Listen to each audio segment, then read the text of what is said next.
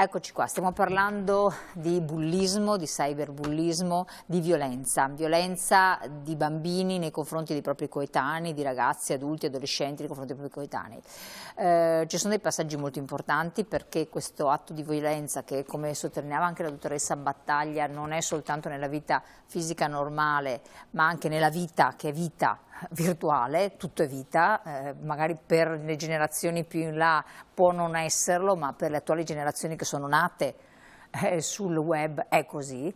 Come si fa, chiedo alla dottoressa Filieri e poi anche alla dottoressa Battaglia insieme, a capire se un proprio nipote, figlio, un bambino, ragazzino che si conosce, può essere stato o bambina oggetto di questi atti discriminatori e anche di violenza?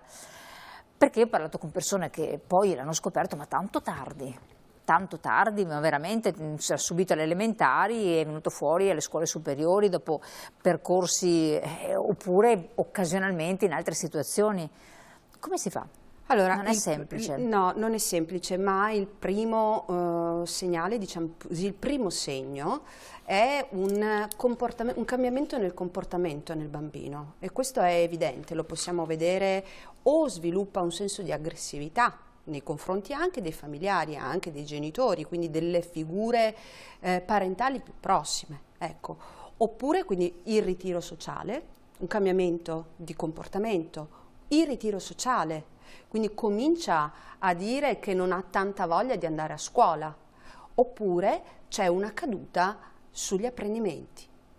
Noi vediamo molto spesso una cosa che quello che viene definito poi, vengono definite le difficoltà di apprendimento. Molto spesso le difficoltà di apprendimento non sono altro che il risultato di relazioni difficoltose che vengono vissute all'interno del contesto scolastico. E gli insegnanti purtroppo molto spesso fanno fatica ad accorgersene.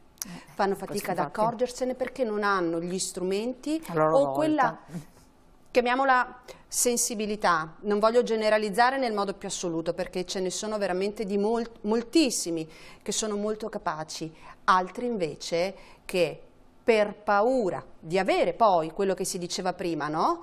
Un risvolto negativo da parte o delle ripercussioni negative da parte di genitori nei loro confronti, preferiscono in qualche modo rimanere nel loro, nell'ignominia, dico io, nell'indifferenza, quell'indifferenza che in qualche modo dà quella forma di sicurezza e mette al riparo dall'essere in mezzo.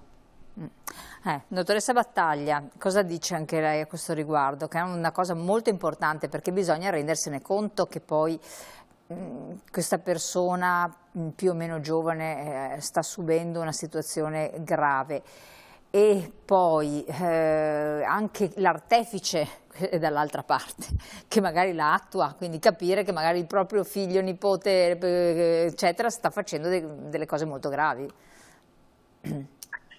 Secondo caso è molto difficile perché a volte è proprio la famiglia che difende, utilizzando anche quelli che in pedagogia vengono chiamati etichettamenti eufemistici. Ah, ma è solo una ragazzata.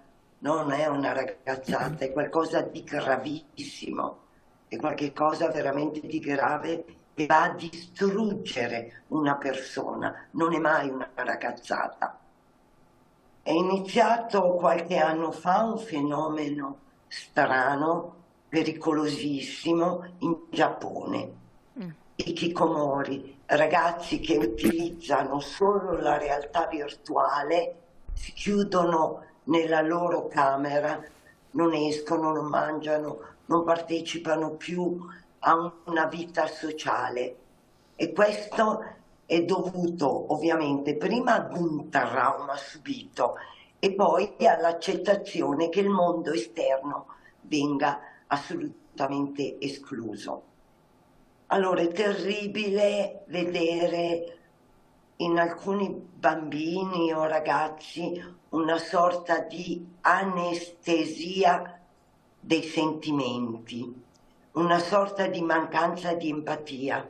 E qui la scuola e la famiglia devono intervenire assolutamente, perché se non c'è una buona educazione sentimentale, una buona educazione affettiva, il ragazzo non ha le abilità e le competenze, le skills per affrontare il futuro e rimarrà sempre quel ragazzo che a volte, come diceva prima la dottoressa Filieri, avrà dei problemi relati e nati da questa situazione, come quello che viene definito self-harm, cioè questo farsi provocarsi ferite e farsi del male.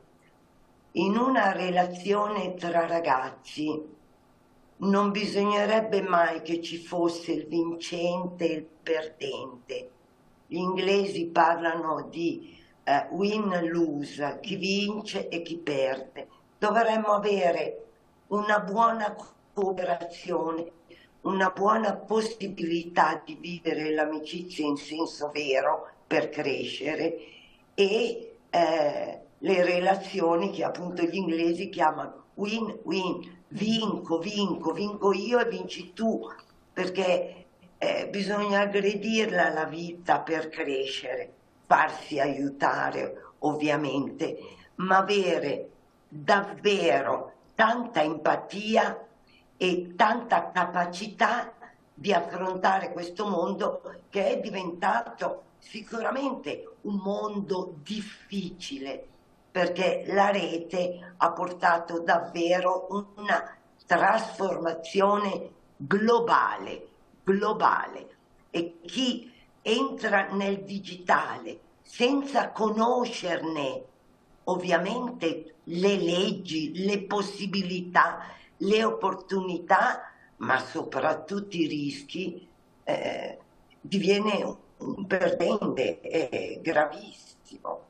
Certo. Il lavoro che va fatto contro quella che definivo prima anestesia sentimentale, cioè il considerare la tua vittima un bersaglio. Tu vivi per far del male a quella che ritieni la tua vittima. È veramente terribile.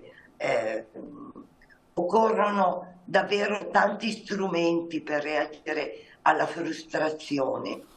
Noi come Fondazione Libera abbiamo messo a punto una progettualità globale, partendo dalla scuola primaria sino alle scuole superiori, tenendo sempre in considerazione il ruolo essenziale dell'empatia, la capacità di collaborare, ma soprattutto quello a cui ho fatto cenno prima, la difesa della reputazione web. Certo. Se viene a mancare la reputazione web, si è condannati oggi.